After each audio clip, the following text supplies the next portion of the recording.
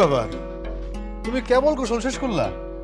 কেন শরীরে পানি না ঢাইলে বাইরে হয়ে গেলেই বুঝি আপনি খুশি? আরে দূর, আমি কি তাই কইছি নাকি? হ্যাঁ, আমি ছেলে মেয়ে দুইটারে স্কুলে দিয়ে চলে এলাম, তুমি এখনো ফ্রি হতে পারো নাই, এই জন্য কইলাম। মায়ের মানুষের গোসল করতে একটু সময় লাগে, এটা সবাই জানে।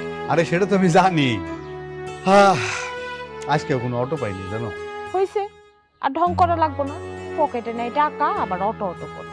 পকেটে টাকা আছে, সত্যি সত্যি আজকে অটো পাইনি। মাঝে মধ্যে দুই একটা যাও আসে, ভাড়া চাই 2 গুণ 3 গুণ। টাকা আছে মানে?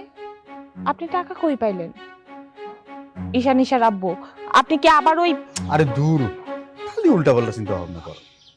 শোনো, তুমি যখন রান্না করেছিলা, মা আয়সা আজকে আমার হাতে 5,000 টাকা দিয়ে আমারে কয়, বাবা রে, এইটা আমার শেষ সম্বল, তোর কাছে রাখ, তুই তোর মতো করে খরচ করিস, পোলা মেয়েরে কিছু কিনে দিস, ওকে আমি খুব ভালোবাসি।